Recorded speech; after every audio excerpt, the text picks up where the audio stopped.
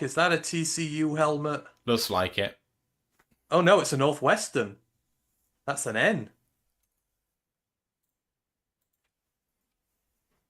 That's another tipped pick. There's been several of them. I don't know who that is.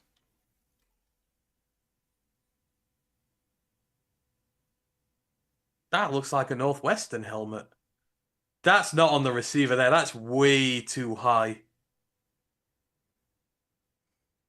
But it's a good recovery tackle from the receiver. Is it Northwestern? It looked like Northwestern, but he's not listed. It's definitely Northwestern. He's not listed on the roster. Oh, he is. It's Fred Davis the second. He's a corner. But he's number 1. That was number 4. They might have changed his number. Oh.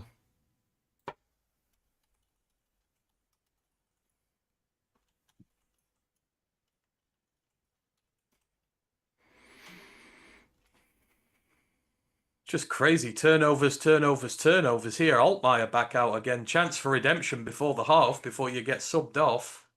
It's Taylor Chance Green for another next. pick. It's Taylor Green next. He's the one I want to watch. Taylor Green is the one I want the Lions to go after on day 3. Oh, pressure up the interior. Nothing there. Oh.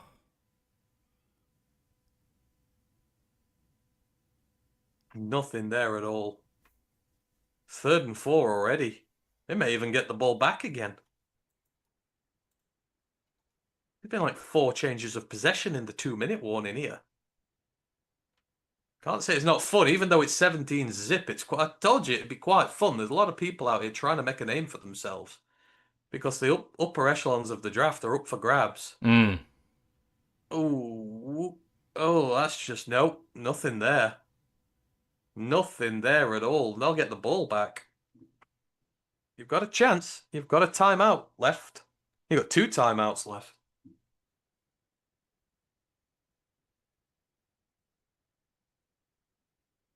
Is there any Gophers playing? I don't believe there are any Gophers playing, Mark Marker. You got loads of Bison in there, but no Gophers. Which is odd. I would have assumed that There is one Golden Gopher. I would have assumed that Anthony Smith would have been there, but The Golden Gopher is on the national team, number 91 defensive tackle, Devin Easton. oh yes, there is. I completely forgot that. I was looking at him earlier. I don't know where Anthony Smith is. He should be here. Unless he's decided he doesn't want to.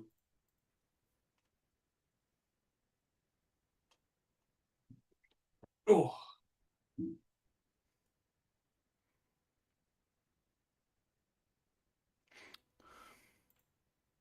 Forget what I said about Barry. You can't let your opinion change after one play in the Senior Bowl.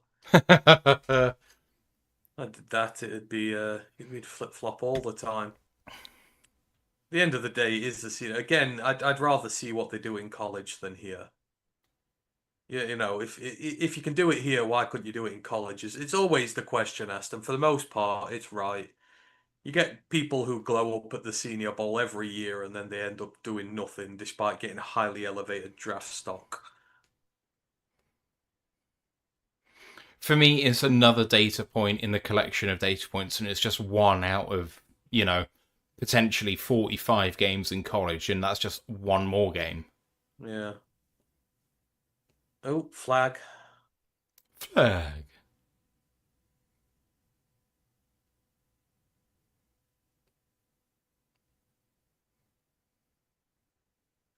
That came out pretty quick.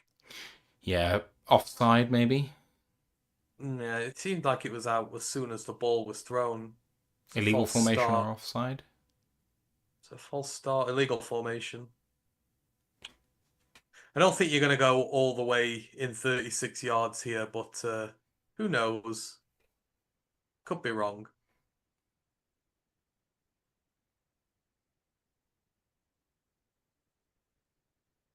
You know what? They're gonna have to improve a lot. just the trench players don't seem as good, which is odd given Rutledge and Jennings are in there. I'm just going to run it, and that's probably going to be the end of it.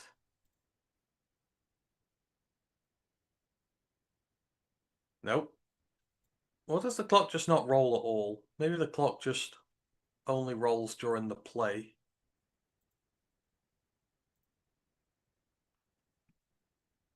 Oh, there we go. It's finally rolling. Oh yeah, off they go. Well, that's your first half done and dusted. The Americans 17 to zip up. There have been some very good performances. I mean, I think the most notable one for me is Malachi Fields.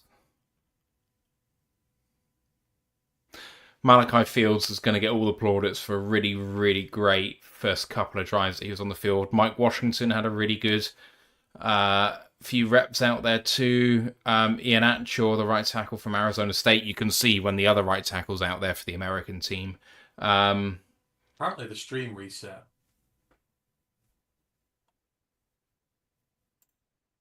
No, we're back. Yeah, I think. But we're on a video about. I think you have to change the title of the video. Oh. Something about Mecky Wingo. Paul just put a message in on Discord. Oh.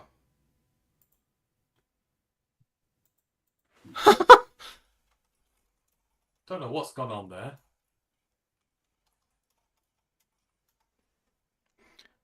I have no idea what to do with that. That wasn't me. There's no army guys here. There's no service guys in this one. Heidenreich and Robinson were at the Shrine Bowl. There's no army prospects this year. And there's no Air Force prospects this year. Just starting my draft prep, so I can't add value to that conversation, and I'm not a Red Lobster advocate, but I would not consider it fast food. Oh, okay. It's from an experiment. No, maybe Red Lobster's an actual restaurant then. Red Lobster is an actual restaurant, it's just not good. Oh, okay. It gets sort of put out as maybe been fast foodish, but maybe that's just the way the Americans advertise things. So it definitely is. I don't know what's gone there. Well, we're talking about Mecky Wingo. I worry that means we've lost that video, but... No, we haven't. It's up. Well, I have saved the changes to the video, so hopefully it will say Senior Bowl Part 2. It does. I've just seen it change. Yeah, dear. Well, it's the half now, so if you want to ask any questions or anything, then please do so, because this will be the chance to do it. I'm going to pop off for another drink. Okay. We'll off until you get back. So yeah, great first half for the American there. Ran the ball really well. Offensive line has been tremendous. I think Jake Slaughter has roundly put himself back into conversation. Maybe not in the first round, but certainly not far out of it. He's been absolutely tremendous. Cardona's an odd one. He's such a good player, Cardona is, but he spent most of his career at left tackle. They kicked him inside. He's got the size to play at tackle in the NFL, but maybe God is his future. But he's one of those rare ones where I think you can kick him back outside again. And he's played in some tough conferences. He's Mountain West born and bred. Those players are tough as nails. But I'd certainly look at potentially putting him back at tackle in the NFL after a while. You can maybe bed him in. Might need to move my mic a bit. Yeah. Let's have a look. Sorry, I can sometimes mumble on these things. I keep forgetting. I try not to be too loud. Hopefully that's better. And would be good if you could just run down position by position any of your current draft crushes, top 5, 10 rankings. We'll do the positional rankings in time because I'm still not, obviously I've still got a lot of prospects to go through. In terms of my absolute loves in this draft, I think Kyle Louis is number 1. period. Like this is a several year crush with him now. Let's try and think of positions. Quarterback. Who's the draft crush at quarterback? That's probably Taylor Green. Um, he's 6'6". He's the taller prospect out of Arkansas. I love the dual threat ability about him. He's just inaccurate. He's inaccurate as sin. You need to work out the accuracy issues with him. I feel like they can be worked on in the NFL. He's got the athleticism, he's got the arm, obviously, he's got the size, the weight, everything you want with him. It's just the consistency of his throwing, which is a little bit funny. But I think Taylor Green will be the prospect there. I've not had too many quarterback draft crushes just because we've got Jared Goff.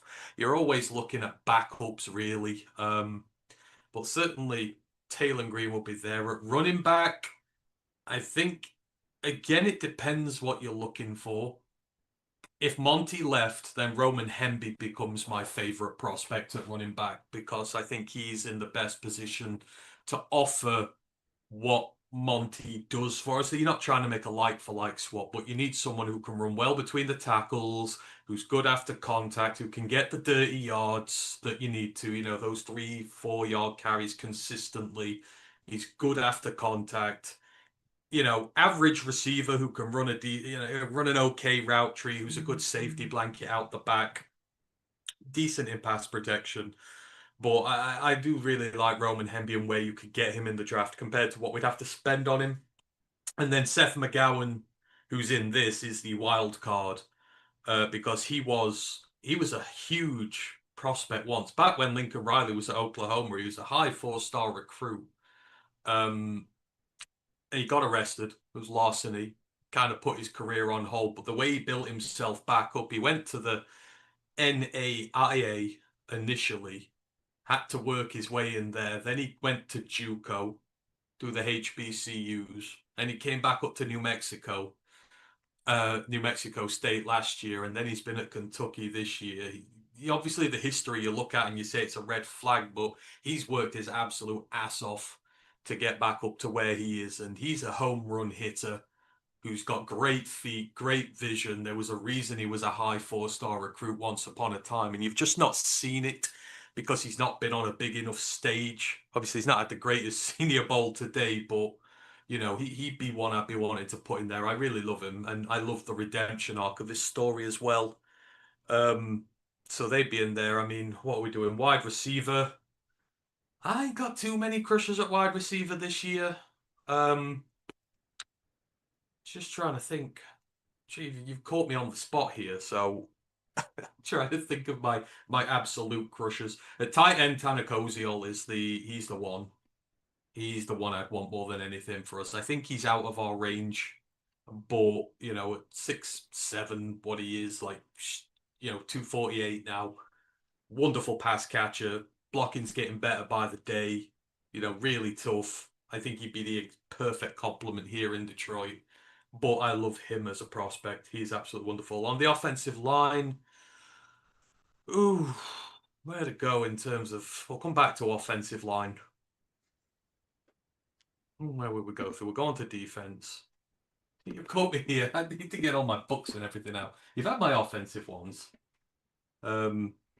Taylor Green was the QB for Tesla last year. Has he been at Arkansas 2 years? He has. Sorry. Yeah, it's when I switch between my computer screen and my TV. I think that's where we're getting. I just love to hear my current perspective. Oh, I appreciate that experiment. I will put out my actual full draft loves as we go along. I mean, if you've watched the college pod enough, you'll know who I like anyhow. Yes, I'm sorry, Grandizer. I will get to the I will try and do shorter videos for you. I just I'm not a professional at this. We do this unpaid, so I have to earn a living outside of here. I only have so much time. Taylor Green was the QB for Tesla. He didn't have the best year last year, but he's had a much. Ooh, are we buffering? I don't know. I don't know. Hopefully not. I don't have any errors on my side. It's very frustrating. Let me have a look, see what it's like with mine. No, it's saying stream quality is good, no drop frame rate. It did say we disconnected 16 minutes ago. No, that'll have been the initial one there. Yeah, Um, looks like we're back. Hang on. I'll have a look on mine, see if it's working all right. I don't know what's happening because the weather's fine here. It's horrible here, but where are we at? Seems all right for me. Yeah. Hopefully we're back. Sorry, fellas. Usually it's my streams that go funny, but so Yeah. I tell you what, Zion Young, if Zion Young is still available at 50, I think the Lions are going to love him. The problem is, it seems like everyone likes Zion Young, I'll so I think get it's to going to him. rise.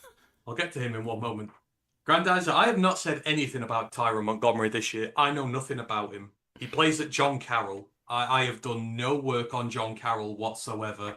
Reggie Virgil is Ryan's draft crush. Ryan loves Reggie Virgil. And Ted Hurst, I don't really like Ted Hurst. But where it is. Um, Hopefully the buffering stopped. Where are we? We're good. Which edge is going to be in play at 50 for Lions? Zion Young and Messidor seem to be getting out of reach. I don't want to have anything to do with Messidor. Messidor's a 6-year guy who's got 1 year of production. No, thank you. I do not trust 6-year guys who have one good year of production. Zion Young is the same. I know I did put in earlier that I was looking at him as one of the guys here, but it's like his predecessor, the last edge out of Missouri, who everyone got all gooey-eyed over. Zion Young doesn't have good production in college. And for someone with his build and, his attributes and stuff like that, you would expect better. I mean, 6'5", 262, like, he's perfect. He's an Adonis. He's like the exact type of thing you want at the position there. Now, obviously, you've had a ridiculously good year this year. I think it's like 8 sacks and 17 QB hits this year. But before that, you've never gone above 3. Obviously, you started at Miss State. It's just a bit. It's one season of really high level production, but that's it.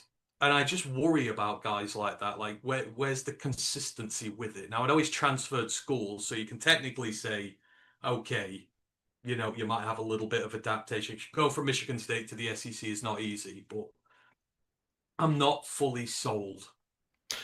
I will say it was Really. just brought up in the chat that he has significant off-field concerns. He was charged with a pair of misdemeanors for speeding while intoxicated after an arrest in December 2025, and in his freshman year pled guilty to an aggravated assault charge. I mean, yeah, That's it's not tough. good. It's not. I don't like to, but it's like McGowan. Like, he's done for last year, but I guess this is like 5 years ago now. So you can say he's come back from it. I don't like to be that guy because there's some people, not naming names in, the Lions community, that who will see it and go, nope. They'll just completely ignore him. And it's just like, well, have a look at the context behind it and that. But again, I'm usually right with my takes on Missouri prospects, but when was it Robinson a year or so ago now? There was the year where they had all the athletic freaks coming out. Um, I think it was the 24 draft. And none of them have been that good thus far, despite the athletic ability of them. Because again, that Talking about like Lucas inconsistent. Van Ness and people like that. No, I was talking about when oh God, who was the? Was It Van was Ness when 23? when Chop Robinson came out. The Chop Oh, yeah. Robinson year. It was the Chop Robinson year. I'll tell you what, Chop Robinson's actually been a pretty He's good all right, player, all but not told. but not considering what he was like. Oh yeah, his athletic profile is going to be filthy, and he's going to be like an all pro. He's not been that. So, It was the year when Adebaware came out as well from Northwestern, and edge players in 2024, Dallas Turner, Laiatu Latu, Jared Verse, Chop Robinson, Chris Braswell, Braylon Trice, Brandon Dawless, all Gabriel right, it must have been Murphy, 23 then. Marshall I, Nealand. I forget I've been doing this 5 years, so I lose track. But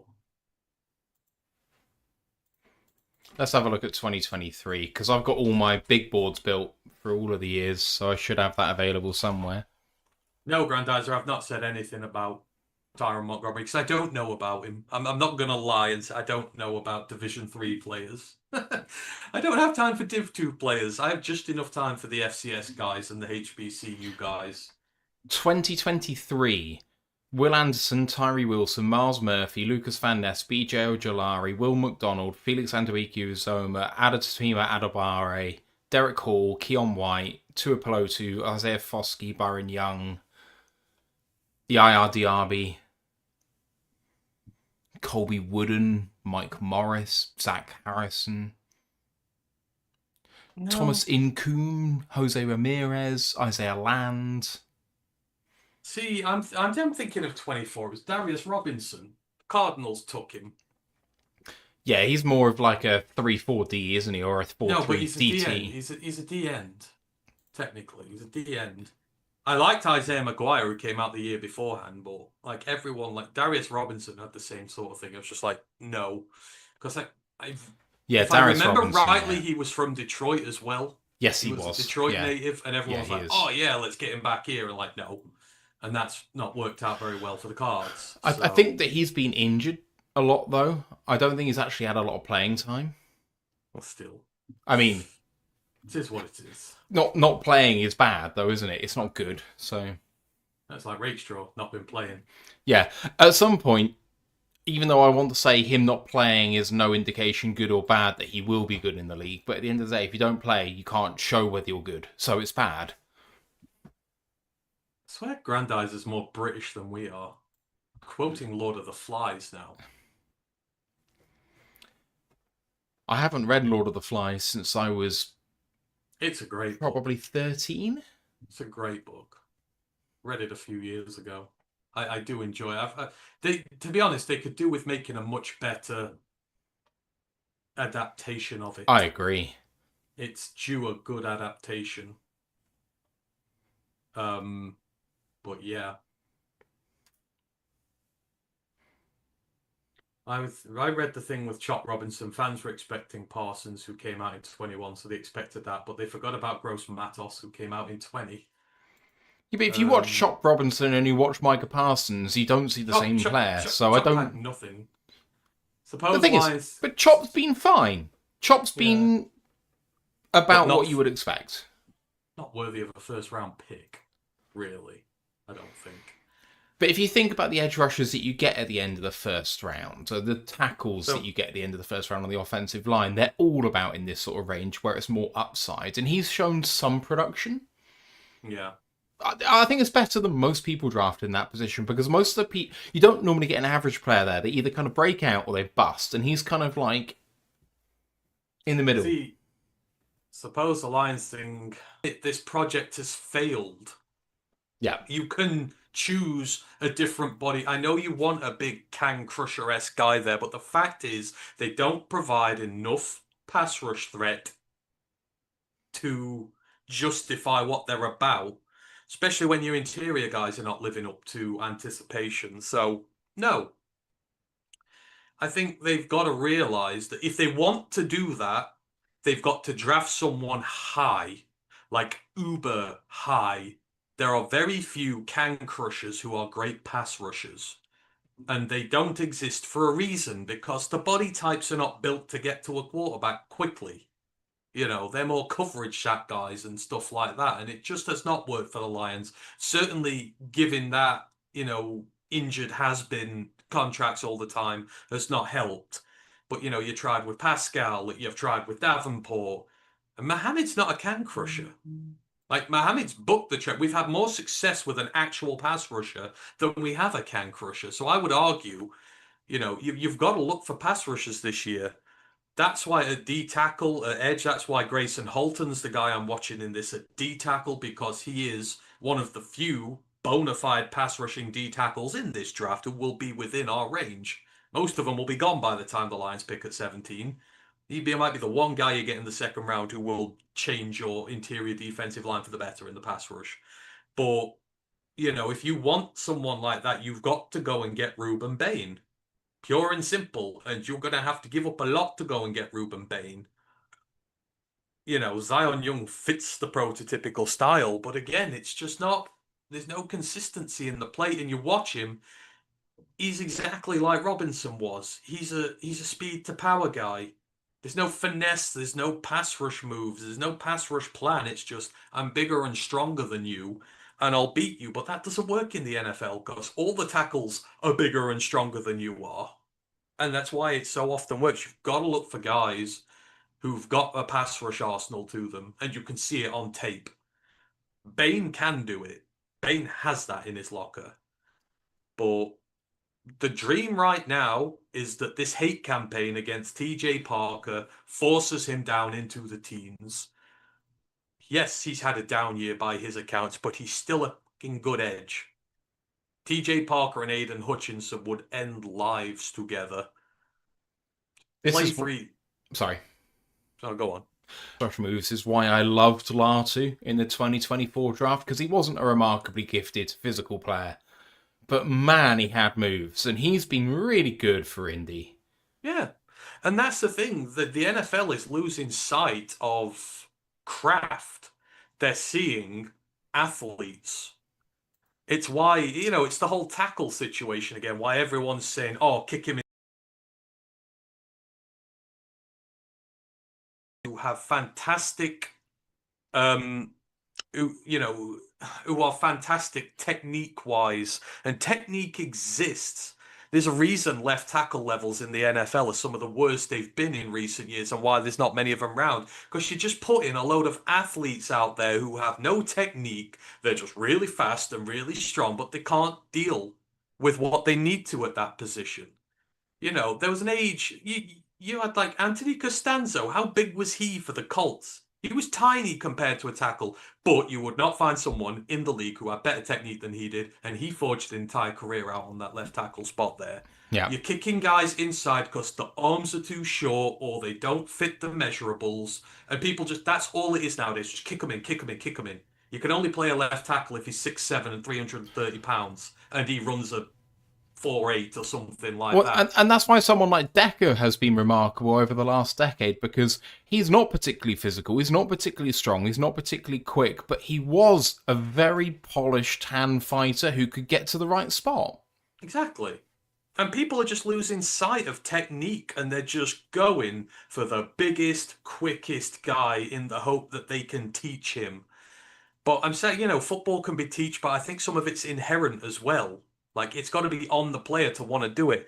I always get skeptical of guys who've gone 4 years in college and have not learned technique. Like, did they not turn around to the coaches one day and go, sorry, coach, my technique ain't good enough? No, they just did as they were told. I don't like that. Anywho, the game has restarted, so. And that is a beautiful catch there. Got the national on a 3rd and 6. That's the SMU receiver, Hickner. It's a great throw from Sawyer. Nice clean pocket for him. Although he takes a big hit at the end. That's a lovely catch. That's over the Gamecocks. That's over Jalen Kilgore, the South Carolina corner.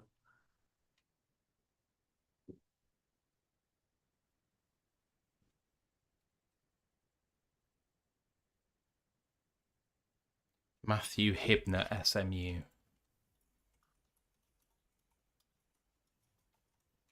I don't think Danny Dennis Sutton's going to be all that grandizer. I've never been sold on him since I first saw him.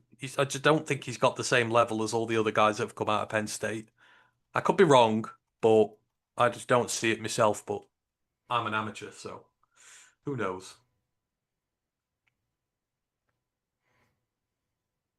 I love that someone talking about Mesiador being in play for us at 50 and he's 19 on DJ's top 50.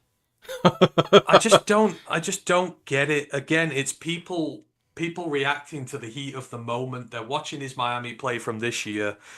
Let's forget he's working opposite a top 5 draft pick as well, which helps. And to be fair, that DT room, Ahmed Moten Senior's had a really good year as well. Like, it's been a dominant Miami defensive line. So there's a reason he's gone 6 years without producing his best. And when he's nearly 26 playing against 18 and 19-year-olds, of course you're going to do better. It's very rare that the 25, 26-year-olds who produce heavily go on to the NFL to do anything because, lo and behold, the level of competition suddenly just absolutely skyrockets. It's all right picking on kids who are freshmen and sophomores when you're a super senior. I just don't trust it whatsoever. I would get. This is the year I'll get angry with Brad if I don't like the picks, and I've never done that before because I always trust Brad. But if he goes with someone like Messidor or Proctor, I'm going to start getting angry because it just feels like it's not. It's a Well, gap in his drafting where he's clearly, like, through his past experience, identified where there's a weakness for him, and he's yeah, not correcting, he's not getting better. yeah. Like people just going, "Oh yeah, it's an Alabama prospect. We'll be fine." I don't want to be reduced to that level of thinking. It's like people with Jennings Dunker going, "He's from Iowa." Well, great, we got Jack Campbell from Iowa. Doesn't mean every Iowa draft prospect's going to be good. There is a good chance they're going to be good, but you've got to look at them all individually. It's not just a sure thing as. And I've noticed Brad only drafts from big schools. He's drafted more players out of Canada and the FCS than he has the group of five. But all they're from all big schools. He loves big schools. There's nothing wrong with that, but I feel like his scope could extend to the group of five a little better because there's always a lot of impressive group of five players around or smaller power schools. I feel like that's what we used to do, but he is obsessed with drafting from big schools. Not that there's anything wrong with it, but I think it's just something he could tweak a little. You have a lot of questions in the chat. Oh, hang on. I Don't worry. can't comment on any of it because I don't know. Ant and Matt, what about possible day three choices at pass rush? You are not calling Kyle Louis a day three pick. I absolutely know you are not calling Kyle Louis a day three pick. Kyle Louis is my favorite player in this draft period. Um, he's not a pass rusher per se. He works in a system like Pitts, which is quite blitz heavy, but it is also quite focused on getting to the quarterback. Like Pitt defensive tackles are great interior pass rushers. The defensive ends are great defensive ends, and they're all very technical as well. You think Elijah Cansey, guys like that, tons of technique to them. That allows guys like Kyle Louis who are quick, who are nifty, to expose some of the gaps that are created. Um, but Kyle he's a star linebacker. Star linebacker's the new breed of linebacker coming into the NFL now. You are built like a safety. You can play at middle linebacker because what is he, 220 just over? So you Hmm. can play at middle linebacker and you can also come up to the edge because you are so freakishly athletic that you can come up and create overload, which is what Pitt do. They overload offensive lines and crush the quarterback. So he's a day two pick, easy doors. In fact, when all this is said and done, he has absolutely rinsed the Senior Bowl this week. It would not shock me if he started going into round two conversation. That's fully where I expect him to go. If he falls out of round two and the Lions don't pick him, I will pitch a 10. Maybe we don't need him in terms of what we're looking for because we've got Derek Barnes, but Kyle Louis is what Derek Barnes should be for us, and he can do even more. But Kyle Louis is my absolute favorite in this draft. Has been for years now. Um, Logan Farnu and Zane Durant. I don't like Zane Durant. He's underproduced at Penn State compared to what they say he can be. And the fact that he's a day three pick just kind of about says it all. Logan Farnu, that is Spencer's brother, by the way. I don't really have too much of an opinion. I've not really given him much. So I would have to defer about Logan Farnu. I like Derek Moore from Michigan. Again, 1 year of good pass production from him, but he's got the frame and the size. But I always look at Michigan prospects through. I give them a tough time because there's a lot of Michigan fans knocking around, so they get glazed a lot. I would have to watch him more. I don't think I'm informed enough to make an opinion about Derek Moore because I don't really watch Michigan play. Kyle Louis isn't a pass rusher. He can blitz well, but he's an off-ball linebacker. Yeah, he is absolutely. Hannah Matt, did you give your take on the Vikings firing their GM? We're distraught. Absolutely distraught. Brad loves to rinse Kwesi in the draft. He's one of our most active partners when it comes to draft day trades. We usually get the better of him. We're gutted that he's gone. And we'll just go through this play here. That's about a run for 6 yards. American are back on the ball. Still 17-0. 10 minutes left in the third. Um, isn't Jalen Kilgore a safety, i.e. option for the Lions on D2? No, he's a corner. I have no idea why Jalen Kilgore's listed as safety. He spent his life at corner. He does play in the box, so I think they do play him a little at strong safety. But he spent the majority of his life at corner, and that's where he plays. I think because he's over 220, they've listed him as a safety for maybe they'll play him there at the next level. If they assume he can't last on the perimeter, which I don't see why they wouldn't, because he's had a very productive collegiate career. That's maybe why. But he's played his career at corner, so no, he shouldn't be listed as a centre. What a play by Kalon there. Let's have a little look.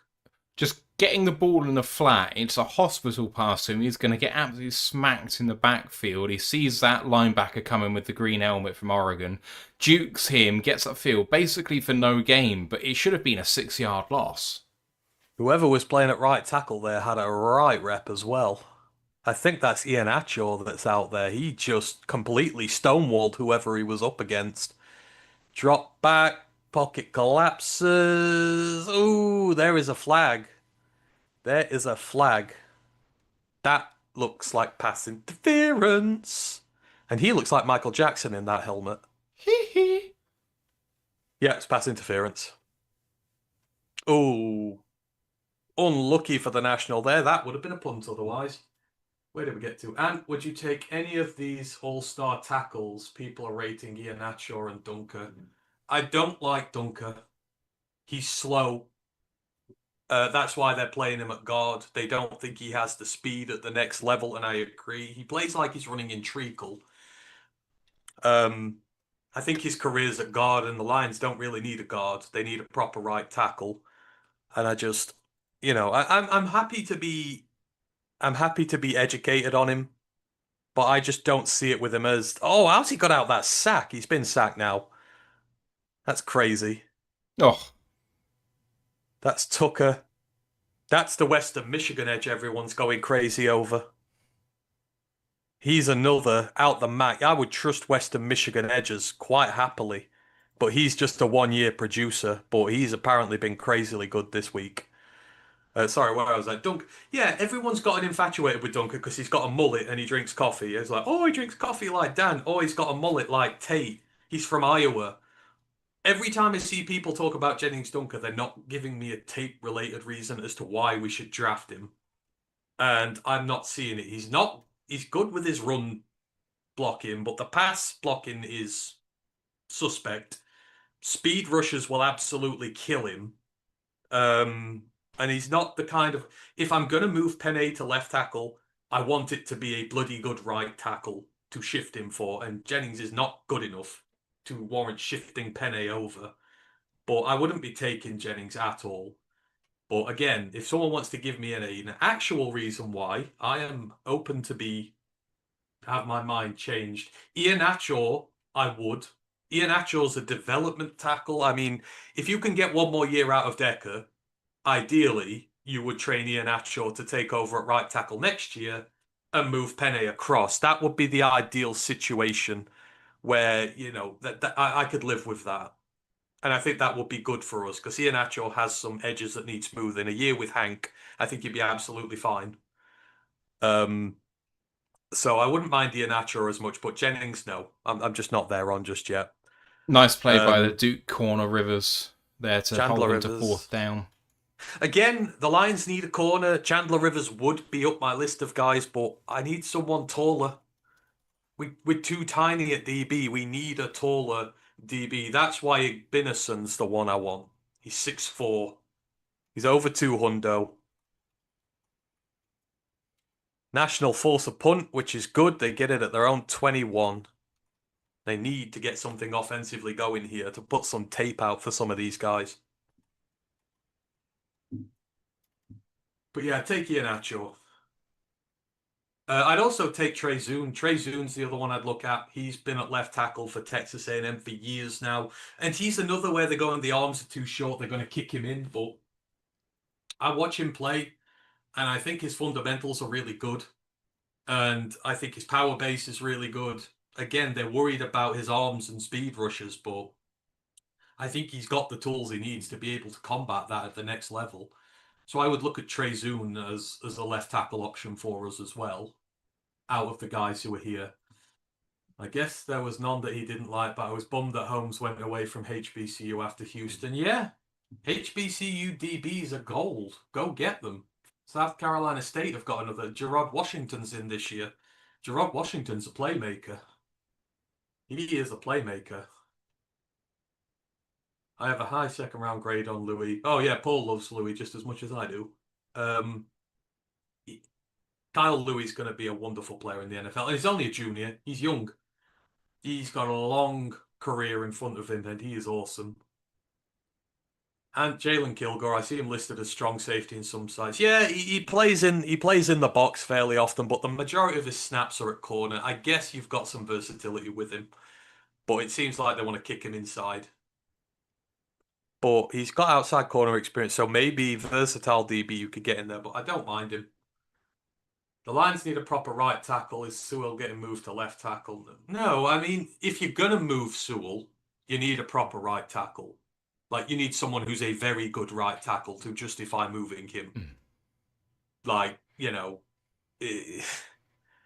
it's if you get like Spencer Farno's been the right tackle at Utah now last couple of years. If you got a Spencer Farno, not that you will, but if you did, then you'd move Penny because I know I'm still going to have an all-pro caliber performer at right tackle. If I'm moving someone who's a mid right tackle at best and I'm moving Penny across, you're overall making the line weaker. And I don't really want to do that. So, but I would love to see Penny at the blind side one day. We pay him as one of the highest tackles in the league. I still think I don't get people who say he can't switch. I mean, you watch him play, he can do anything the hell he wants to. Like, he's just that good. He'll make the transition. If it takes 1 year, fine. But still, he'll be a franchise tackle till he retires. Short dump off. No big explosive plays from this national team at the minute. It's just all short in front of the sticks. Javier back in. He is. Get in there! Sorry. Who have we not seen then? We've Or have seen we all of them. all three of them? We've seen all three. Oh, Taylor Green's on the other one. I must not have seen him yet. Florian Wirtz, 3-1 Liverpool. Let's go. There you go. He's doing all right. I think I'm catching up with these questions. Where are we? I thought you had said the Lions need a left tackle, centre, and maybe left guard, and then depth. They need a left tackle and a centre. Left guard, it depends who falls into your lap. But you've got two rookies there, so it's... Well, I mean, potentially we have three almost rookies. I mean, Mahogany's still only had 1 year and 2 games. Yeah, that's what I mean. You've got Mahogany and Frazier fighting it out there. So if you get a starting left guard, then you kind of make them too redundant. Between those two, and then you've got, they can flex into right guard maybe as well. So they'll be fine. But they need a left tackle and I would prefer to get a left tackle, but as has been mentioned, there's no at 17. There's no one hanging around at 17 who will do it for you. That's the issue here. You'll be going day 2 as there's another sack, and that looks like Rod Moore. Oh no, it's McKellen. It's the DT, the Michigan DT. Yeah. And that left tackle just got bullied. Oh my goodness. Oh my God, as Mike would say. That was Heron, I think. The Alan Heron, yeah. It's the Maryland tackle. Not good.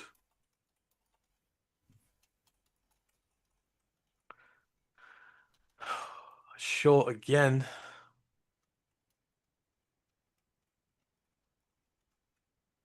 There's not much variation as to where they're throwing.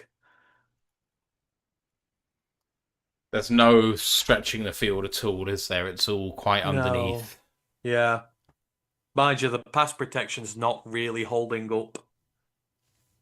See, Caleb Banks is interesting. They've got him up here, but obviously he's missed this year due to injury.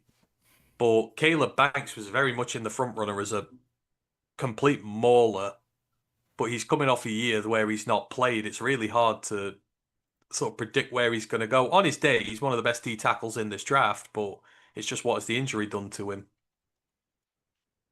but he looks pretty good. He's been practicing really well. Pavey's looking good. Jude Bowery or Caleb Tiernan at LT. Left tackle, Caleb Tiernan every day. Every day, and on Sundays. Caleb's a development left tackle, but for me, he's got what it needs. Either Caleb Tiernan or Carter Smith. I'm happy with either of those to come in at left tackle. Oh, what a tackle that is. Getting Pavia down. That is the Auburn. That's Keyshawn Crawford. He's intriguing as well. Again, not the most production in the world, but I like him as a player. You just see him here. Look how look how he swims the left tackle. Oh, That swim move is filthy. He has got a pass rush arsenal, which is why I'm confused as to why he's not got more production in college, but you see him break out a lot of different moves.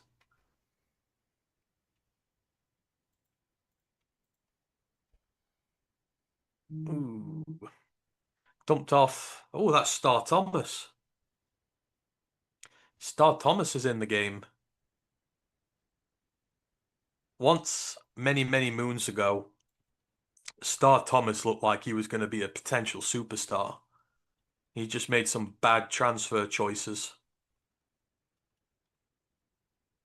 But you look at him, the size and the build, he's perfect.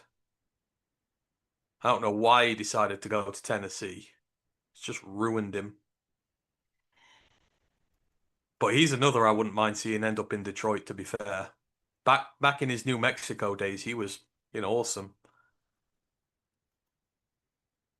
Oh, 2 receptions in a row for him. Why not try to draft your guy Tiernan? Yes, Caleb Tiernan is a draft crush. I have my. You'll see a video of Caleb Tiernan soon enough. I had started it, and then it's about 3/4 of the way done. See him crush Mateo Uangalele.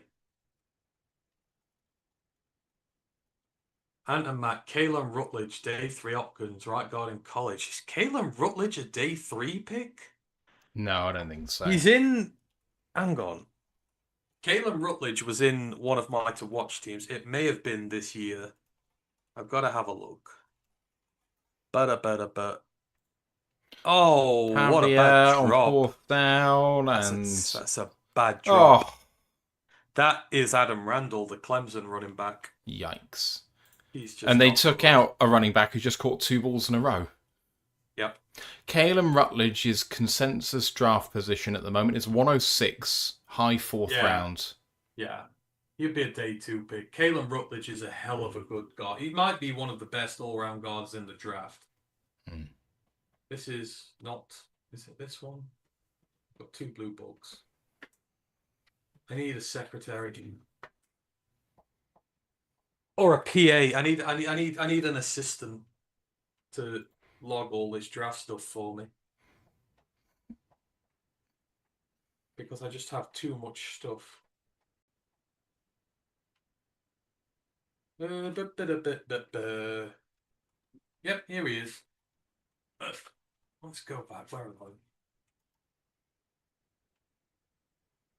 Probably can't see it, but Anthony's team to watch list this year, and where is he? He's in there somewhere. Caleb Rutledge. There he is. I see it. GT. Caleb Rutledge is in at right guard. Love Caleb Rutledge. The Lions right now. We've got our right guard for the next 10 years. He is a dominant, violent guard. And a team that has a bad guard situation right now, draft him. He'll start for your day 1 and he'll stay there for a very long time.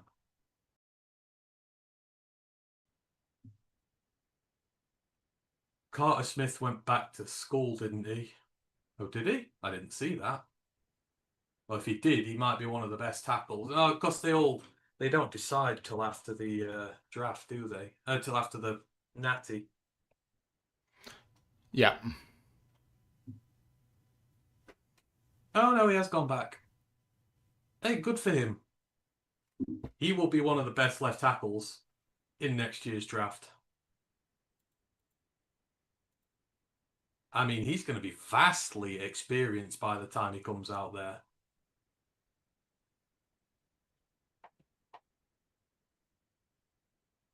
He won the Big Ten Remington. He's like the first player from Indiana to do that in the entire history of that school. But he's going to be a vastly experienced tackle by the time he comes out. Okay, so it's Tiernan then. Tiernan or bust. Oh, 4 weeks to the combine. What fun.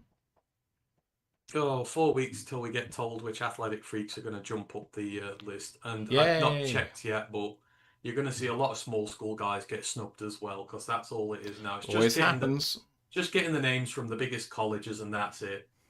And could use an AI assistant. Could. I could use AI, but I write. I like to write. I'm one of those old-fashioned peoples who likes to use a pen and paper. It's really interesting to go back and read my draft notes from 2 or 3 years ago on a lot of these players. It's fun. Green in the game. Thalen Here we Green. go. Thalen Green, the man, the myth, the legend. Oh, where are we? Which book are you from? Which year are you from? See, I just have folders round everywhere. Maybe AI can scan them and put all the notes in.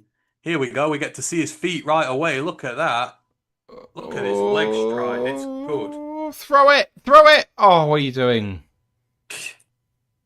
This must have been the first year we did this. My quarterback notes from my first book. The quarterback class was Trevor Lawrence, Zach Wilson, Justin Fields, Trey Lance, Mac Jones. I remember it so well. That's the year I did this. Oh, wow. So, yeah, how bad my QB history is here. I remember the guy I really stand for that year was Jamie Newman out of Wake Forest. I remember that. I loved Jamie Newman. And I think he ended up in Canada somewhere. Who else was in that draft? Kyle Trask, Kellen Mond, Davis Mills.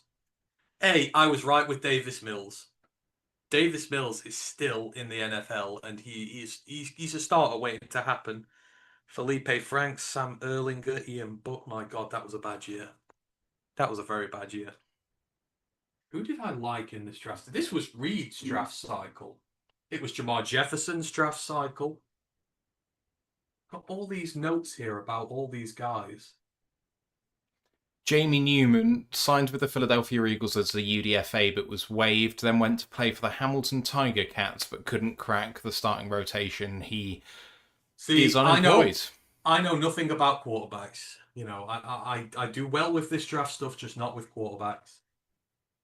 Oh, look, who does do well? Point me to anyone who does well with quarterbacks, though. I had Creed Humphrey as my centre one that year, even though Josh Myers and others were considered better than him. Who else did we like? We all laughed when he was drafted ahead of Creed. I remember that pick going in. Yeah. Letting him fall to Kansas was just disgusting. Quinn Miners. I loved Quinn that year, apparently. God, I just used to do such simple, short notes. But in fact, I think I just used to look on a website and copy the notes they had about guys. Now, these things would be like 3-4 pages long per player. Who did we like? Corner.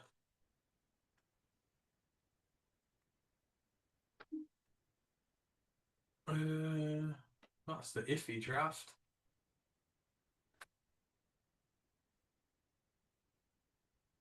Oh, that was the year I stand for Robert Rochelle.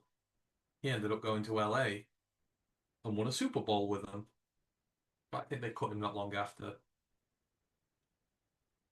And there we go, safety. Where is he? Was that Reed's year? I swear that was Reed's year. Reed was 22? It was Oh no, it wasn't. There's Hufanga's year. That was big on Hufanga. But from injury, Hufanga's been pretty good. Oh, he's been terrific. I'm going to read through that again at one point.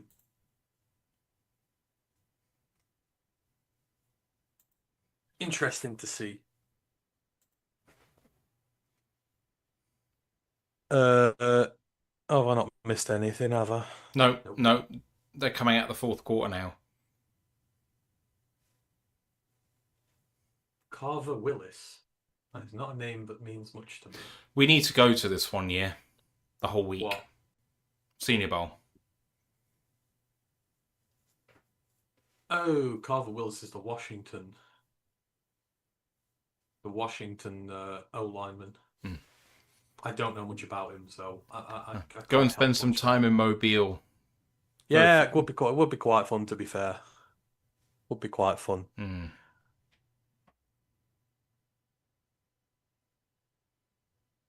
What's he done? Oh, Talon, don't do that. Don't do that. That there is his issue.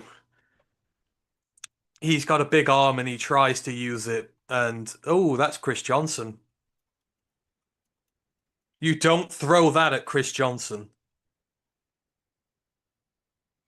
Just chuck it out of bounds, man. Oh, he might get penalized for that in the NFL, but still, he's going to be the highest. He's going to be the highest pick group of five player in this draft, Chris Johnson. But I must say, his teammates rather good as well. And I'm not just saying that to curry out a favour because his dad messaged me his highlights.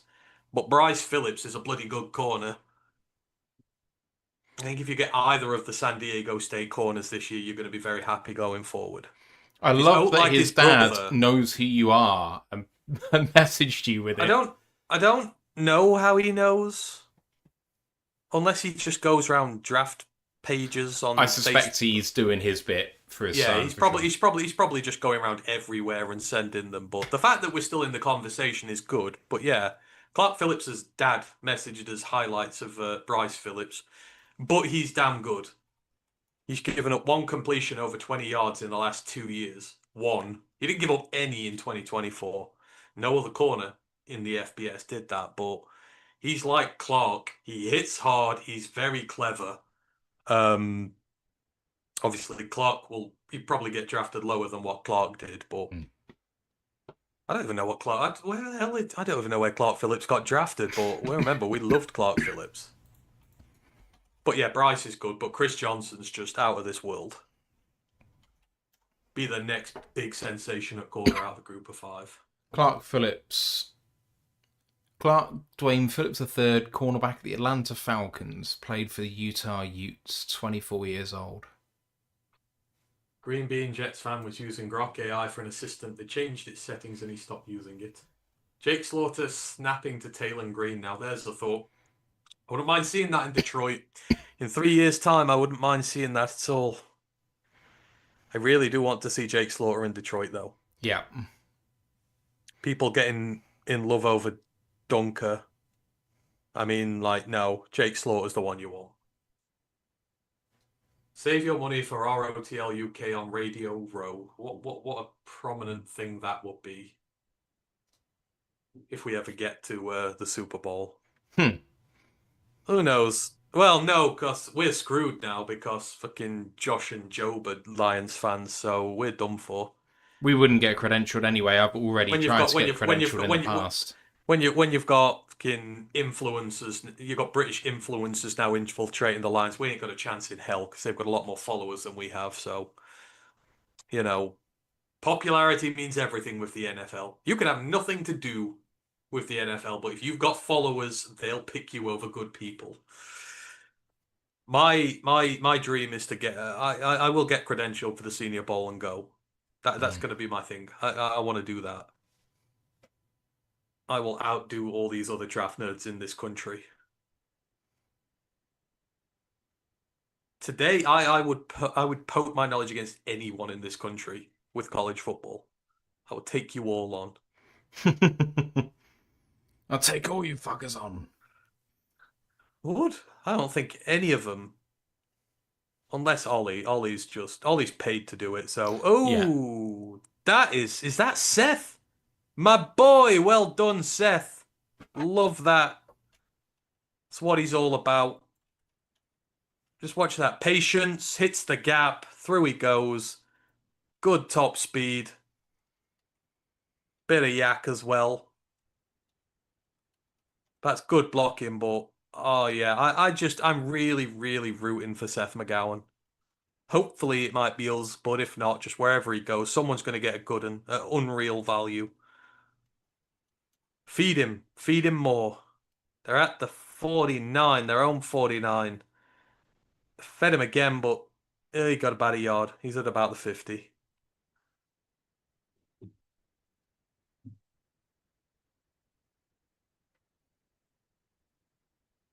Oh, appreciate you, Mark. Dunker looks like a real Dan Campbell guy. Right, I get we do this, but we need to stop this as well. Like, just because he looks like a Dan Campbell guy, that should mean 0% of your draft evaluation on them. Like, literally 0%. Doesn't matter if he looks like one. Is he any good? And people are just getting way too caught up over how much coffee he drinks and his hairstyle. And it's just, watch his tape. No one's you listen to people about Jennings Dunker and all they'll do is talk about his personal life and his stuff. They'll not talk to you about the player itself. They won't give you any specifics about the player because nobody's actually watched him.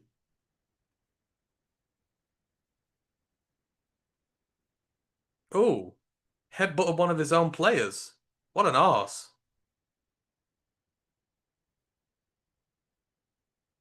He may look like a Dan Campbell player, but he ain't a Detroit Lions player. I can tell you that much right now. He's too slow. He would never survive what we do here. And we don't need another guard. Oh, that's a good catch from McGowan. It's thrown behind him. Bobbled it, but caught it up. Yep, good stuff. Go on, Seth. He's not really been asked much. Obviously, in Kentucky, that's a one-handed catch behind him. Obviously, in Kentucky, there's not much for you to go with. Not until Cutter Bowley started for them. You had nothing in terms of a good quarterback to work with. But he got some good yards at New Mexico State the other year, so he can do it. He's in again. You're giving him plenty of snaps. That battered down. Yes. McClellan again, the Michigan man. I thought Rayshawn Benny was at this, but I don't seem to have seen Rayshawn Benny at all. I haven't seen Rayshawn Benny. I don't think much. He was meant to be, when Mason Graham and co left, he was meant to be the next big thing, but it's just not quite. He's been good, don't get me wrong, but he's not been what they thought he'd be. Like a game wrecker. Come on, we've got 11 minutes of the game left. Let's get some scoring. Let's try and make this a two-score game. Nice pocket protection. Oh, Seth dropped that one. Ah. Oh, damn it, Seth.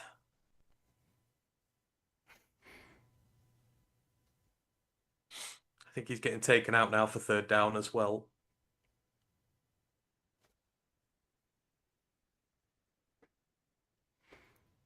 So, I mean, that first half was good. It seems to have metered out a little bit in this second half. So hopefully there's some more life in this last 10 minutes.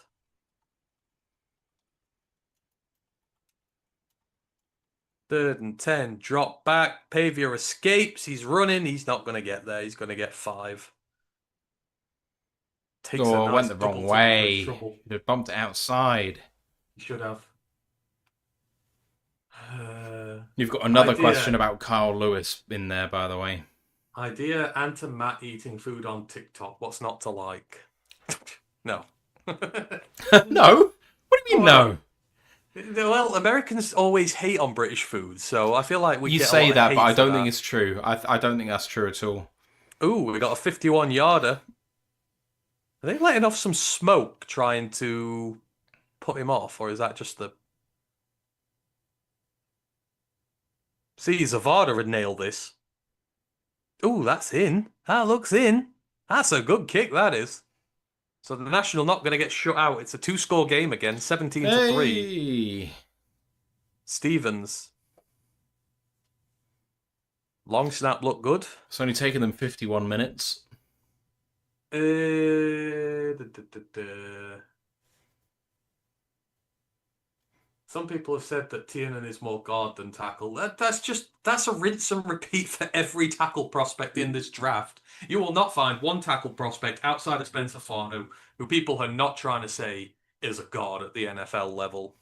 I think you've got to say that definitively. And of course, a lot of people only see what others say, so I get it. But to see it definitively, you've got to really watch the player and what he's about. If he is an elite technician, he can survive a tackle in the NFL.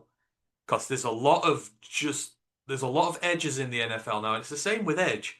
There's a lot of edges who are picked for their speed and their power, but they've got zero technique to them. So you can deal with these bigger, chunkier, speedier edge rushers if you are technically gifted. I hate it when they just come out and they're like, "Oh, he's got 32-inch arms, he's screwed." It's like, well, have you watched him? There's just there's generalizations that are made. There's always exceptions to the rule. Always exceptions to the rule.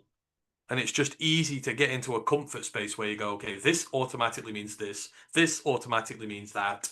And, I think you just give him a watch and you may see it different. I know you're not saying he should be and that others are saying that, but when I see someone say this guy should be moved inside or that, then it's like, okay, show me why he should be moved in, what is not going to work for him.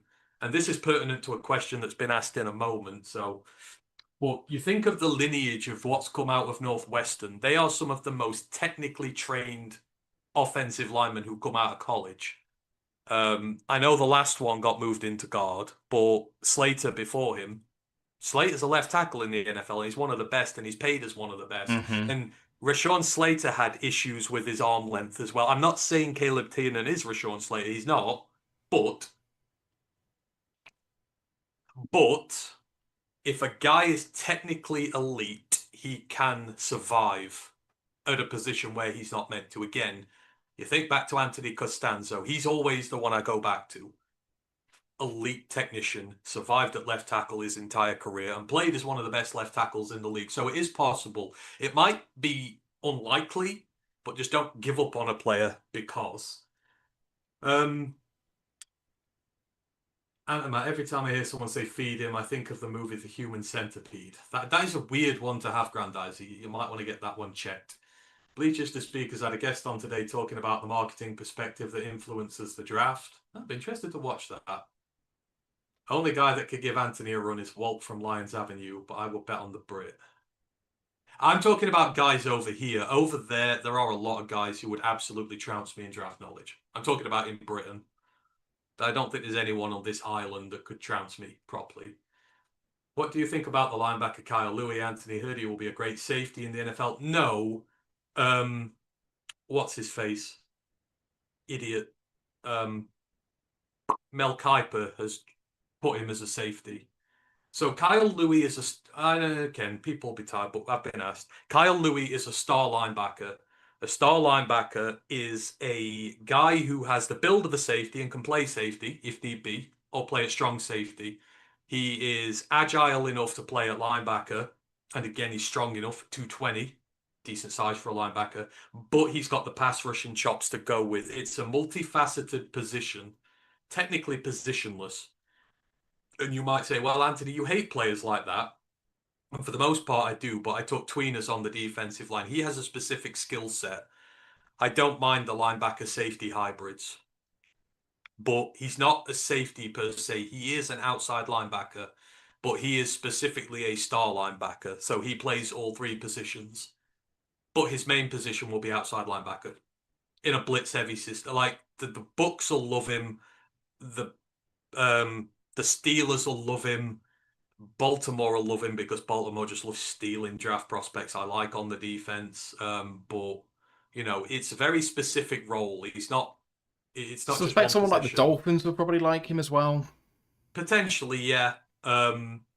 Obviously the Lions have a position for a guy like that. I think he will fit us, and he's just got a hell of a motor. He's a great player. But to say he's not a safety per se. You don't class him in the safety stakes. But I know Mel Kiper did, which is why people think that. Benny is there, and I know Benny's there. I've just not seen him play or make many things, but it could just be me. DC Smithers. And thoughts on Jacob Rodriguez. So this is the thing I had about labeling people, because one of the British guys today called me up on this, because when I said I'd not seen Jacob Rodriguez in first round mocks, I despair, because for me, he is the perfect example of someone who is not traditionally considered to be the size at where he plays, and so they notch him down, despite the fact he has an entire career of productivity, that he has won just about every defensive award going. He's won a Bronco Nagurski. He's won Defensive Player of the Year. He's won Best Linebacker of the Year. What, 7 forced fumbles this year, a ton of sacks, a ton of tackles. He's like no Texas Tech linebacker this century has had as many tackles as he has in a season. Like, he is the perfect linebacker. But because he's 6'1", I don't know why it matters that he's 6'1", but because he's not 6'2" or 6'3", he's 6'1", they knock him down and say that, oh yeah, he's just not. And the guy who mentioned me today goes, he's just got untranslatable skills to the NFL, or he's got foreseeable problems in the NFL and didn't tell me about it. And it's like, they say his coverage is bad. His coverage isn't bad. You've seen him in drills this week against running backs. Like, he's been eviscerating the running backs in the coverage drills this week. Like, just because he's 6'1" doesn't mean he can't take on these bigger, niftier tight ends. For me, Jacob Rodriguez is the easiest evaluation in this draft of any player. He's going to be a stud. And anyone who starts taking his size into consideration is just, they're, they're they're looking for a problem that doesn't exist. You can tell when a player's going to break the mold, and in terms of size and that, and Jacob Rodriguez will break the mold. And there are going to be a lot of teams that go, why did we punish him for his height and stuff like that? Honestly, ask someone a question, why should Jacob Rodriguez not be drafted in the first round, and see what the answer is you get. You'll just get his size. You won't get any tape-based evidence whatsoever. You will not get any proper evidence whatsoever as to why Jacob Rodriguez should not be a first round pick, but he should be, which is my answer to that. I think he's fantastic. I don't think the Lions need him per se, because we've got Jack. And, I don't know if we need that specific type of linebacker, but someone should pick him in the first round. Easy doors. And I've seen some of the other linebackers getting projected in the first, and you're like, they can't hold a candle to him.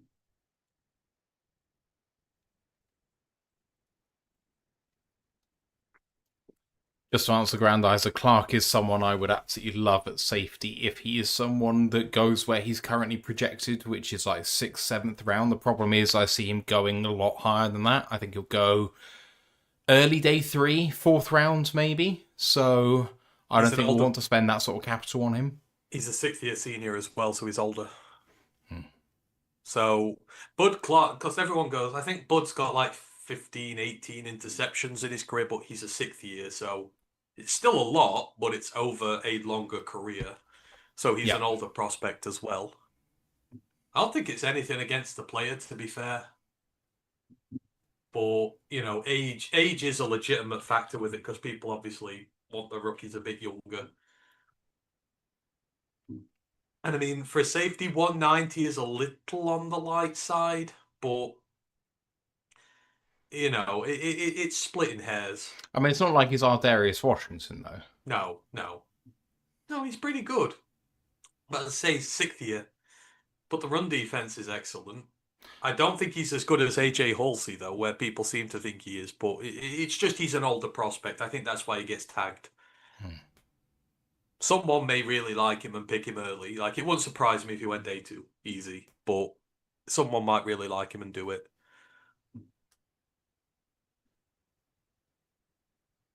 Sounds like Kyle Louis is a BB type player.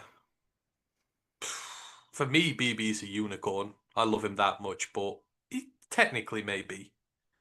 But except Brian Branch plays safety more, Kyle Louis would play linebacker more than safety. So their predominant starting position is different, although they will do the same type of role. And Kyle Louis will get a ton more sacks than what Branch does because Branch never gets used on a safety blitz. We at least blitz our linebackers occasionally. But Kyle Louis helps with the pass rush. We need to put 2 or 3 good pass rushers in this front 7 next year. It has to be a thing. Yeah. You've got to have at least 2 brand new pass rush forward guys in your front 7, whether it be at D tackle, edge, or linebacker. That's why I'm going after guys who have the pass rush arsenal, the ability there. Like the other one I'd like, the Kentucky edge. He's not here, but Mequise, Humphrey, Grace, the old South Dakota edge. I think he's good enough in run support that his pass rush ability will shine for him, and he is in our mold. He's 6'4", 270, Humphrey Grace is. I think he's right in our alley, and he's got a career missed tackle rating from the edge of 5%. Oh, wow. Basically non-existent. That's insane. Yeah. McQueese Humphrey Grace is someone I'm low-key looking at as our second edge pick in this draft. I'm not sure what his consensus is. I would imagine it's not too high because he's had just 1 year at Kentucky. But when they were listing him as the best player on that team, an SEC team, when he's transferred in from the FCS, that kind of shows you how good he is. Not many players transfer him from the FCS to become automatically the best player on an SEC team. But yeah, Mequise Humphrey Grace is someone you should get to know. Matthew, did you see my message to you lads on a possible future stream? Lions' possible choices at every draft pick the Lions have. We'll find it, Grandizer. Don't worry, we'll find it. Malcolm's not that tall. No, but Malcolm booked a trend. And because Malcolm's got fantastic technique, his arm, his wrestling background, like people said he's undersized for a linebacker and the bigger lineman will get him. The dude hip tossed Jason Kelsey, for Christ's sake. Like, his arms are that good. Malcolm has forged a career. It's not for injury. Malcolm would have had a new deal by now, and he would be a solid rotational linebacker for years to come, and he still should be, which for a 6th round pick is more than you can ask from them. But Malcolm should have been picked higher in the draft. It was just his size he got pinged for. And anyone who watched Malcolm play knew that was balderdash that he got picked so low. That's why I hate it when generalizations made. If you've got good tape-backed factual evidence that, you know, this guy's got short arms, it's going to hinder him, whatever, then fine. I'm good with that. But if you're just going to say he's got 32-inch arms, he's done, and I'm not even going to look at the player, I don't like that. We've got 3:30 left. The Americans driving again within field goal range. Poor throw by Taylor Green there. He's not been great. His run's been good, but this is the inaccuracy we're talking about with him. He's got to be a better decision maker. But I figure if you put him with someone like Jared Goff, Jared would help immensely, like with the accuracy portion, just making him make some more sensible decisions whilst the team develop those physical attributes he has. Goff is the perfect mentor for him, which is why I would love it to be Taylor Green, who's picked this year, because he'll go day 3 or UDFA. It's not a pick that we're going to need back in a hurry.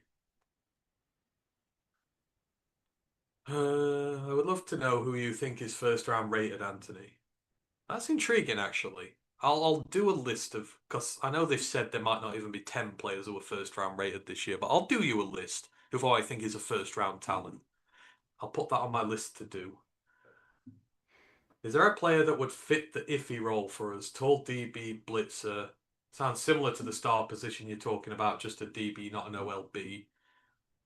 That's another good question. I will have to have a look. I think initially, is Igbonason used as a pass rusher? I don't think he is, but I'll have a look.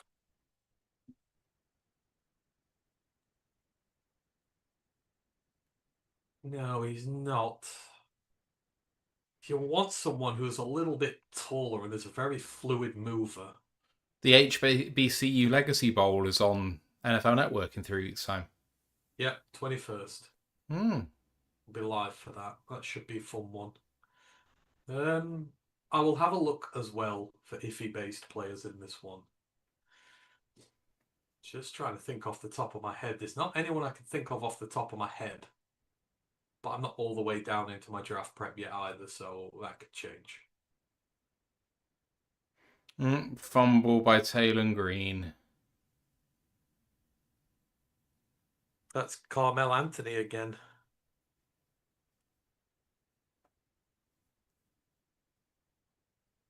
Oh, that's poor from the right tackle, whoever it is. Just whiffed. Just whiffed completely. And that is probably going to be 3:23 left. They'll still keep going. Who was on the safety list? Michael Taff. Who was that? Vincent Antony? Vincent Anthony, yeah. For some reason, I think this is a key used in Pass Pro. No, it's not. No, I'll have to have a look for some iffy-based players. Antony Matt, I think Ryder McConville said that Jacob Rodriguez would be a perfect complement to Brooks. That 1-2 punch would be mad insane. I've never been the biggest fan of Zakee Wheatley. Never been his biggest fan, really. I think it's just in terms of the coverage. Like, his coverage it's really high. It's like 75% he gives up against when thrown on. Like, the coverage is not uber impressive. I know a few years ago he had quite a few picks, but I think this year he's good in run defense, but again, I prefer AJ Halsey. It's just my opinion on that one. Halsey's the best run defender of all these safeties, for me. And he is an absolute ball hawk as well. You watch Halsey play, you see a little bit of Kirby in him. For sure. I think Lions expected more rushing from Derek Barnes this year and he just didn't deliver. I don't know. Do you reckon it was a scheme thing or do you reckon it was just D-Barn? I'm leaning towards I don't think the scheme helped him this year, but I don't think he performed to his top either. I think he was poor, but I'm not sure the scheme helped him. I thought the scheme should have helped him, which I think makes it even worse. Cole Payton, nice play to get upfield there. Nice. I think that the scheme should have helped Derek Barnes. It makes me even more frustrated because some people will claim the scheme won't help him. It's just a matter of preference. But I think when he's playing overhang so much and he's just being a kind of go and blitz guy, and that's what he did the first 2 years of college.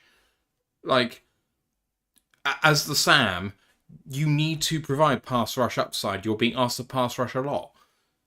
He couldn't do it. He was just super disappointing. So, yeah. I mean, it doesn't help when your defensive line is not doing that well either. Like, your guys have not been, again, there's a but lot we of were your a top defense. 5 defense in the first 6 weeks of the year.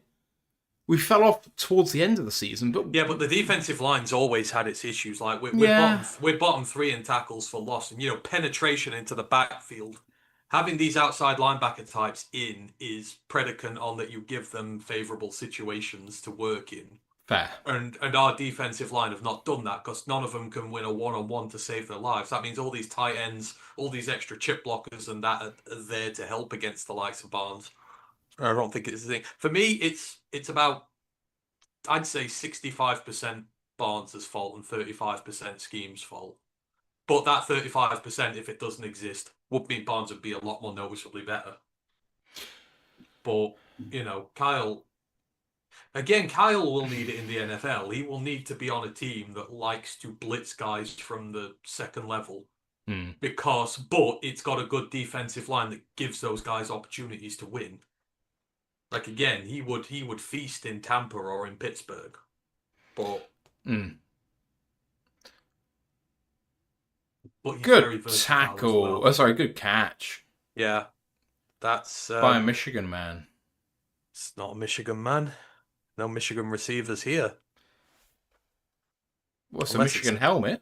It's not, is it? Look like a Michigan helmet. It's not a Michigan helmet. It's definitely not a Michigan helmet, that.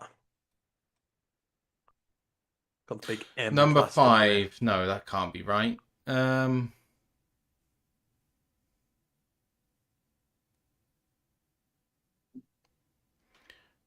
Oh, I don't know who that was then. Uh, I hope Terran Arnold can have a breakout season this year. Then yeah, I do. It's just his health. He was breaking out last year. I think year three will be amazing for him if he's healthy. Midqueast Grace, yeah. I would be shocked if the Lions get Taylor Green, being that he's the reason they thought Tesla had more potential because Taylor was so horribly inaccurate. Maybe. You could be right there. I'm just looking for upside here. Taylor Green's got all the physical attributes you want. It's just the accuracy of throwing, but with the QB he's with and the QB coach he's with, you can coach inaccuracy out of a guy. You can't give him the tools to succeed. So I always think it's easier that way around, but you raise a good point there. Which linebacker in the draft matches Anzalone's role at will, i.e. playing alongside Jack and Barnes? I mean, Anzalone's job is coverage, as well as many other things, but Anzalone's the coverage linebacker. So you are looking for a good coverage linebacker this year. Hang on, you're just going to have to let me get my Shrine Bowl list up. I can't always list these guys off the top of my head, but I do have someone in mind for Anzo's role this year. Experiment agrees with me that looked like a Wolverine helmet. I was going to make a joke about the Wolverines there, but I don't want everyone to leave, so no, I'm not going to do that. I'm not going to do that. So Anzalone again could just be Anzalone's role at will, but for me, if you lose Anzalone, you need a better linebacker in coverage. Period. Yeah, 100%. Like Diane Henley the other year, I was on about. You see Diane Henley in the plays he makes for the Chargers. I would love that on our defense right about now. That's last year's one, you noob. Getting the wrong one up. It's 26. I still think it's 2025, so I'm going to have issues here. My linebackers, where were we?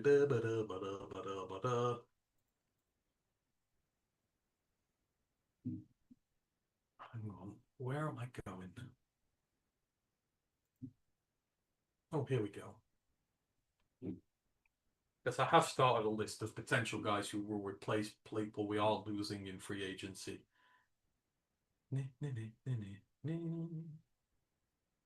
Not you. Who the hell did I have? Yeah, we'll get back to you. Just give me a minute and I'll find that out. DC Smith has just asked about Harold Perkins. I mean, clearly the talent is there, but can you actually unlock it is the question, isn't it? Oh, we got a touchdown. Oh, that's close. That is very close. That's down at the 1. Yeah, that's down at the 1, not in yet.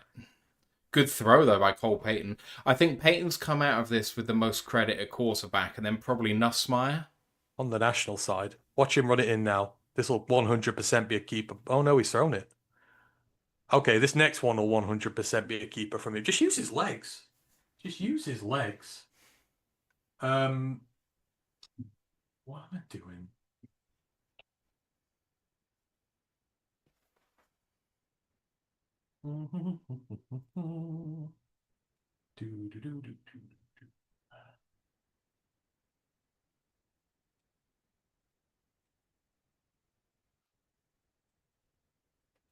We have.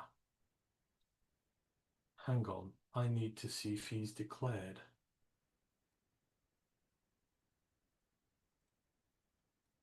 And I just need to see.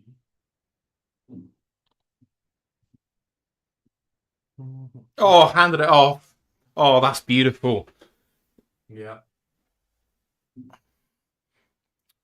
Played on your tendencies there, and you were like, it's 100% a keeper, so you run a zone read and hand it off. Perfect. Yeah, that'd have been me completely fooled by that. Oh, who the hell did I have at linebacker for Anzalone? Again, this is why I need a PA. Keep all my notes together. Will you be here for the Legacy Bowl? Yes, of course. We always do the Legacy Bowl Grandizer. Always. And hopefully I've got Dave with us this year. I've messaged Dave. So hopefully I've got Dave with us. I'll see if he wants to do the live stream, actually. That could be fun. Yeah, that'd be really fun. But we will do the Legacy Bowl as always. Always. Casey Rogers is more of a 3-4 base DL coach than a 4-3-1. Casey Rogers should not have a job right now. I don't know how the Lions haven't fired his ass. It's disappointing. Are there any Lions players on defense that will be impending free agents that you maybe expect AG to lure to the Jets? I mean, Anzalone's the big one there, right? Mhm. Everyone's expecting him to make a move because Anzalone's your defensive captain and your tone setter.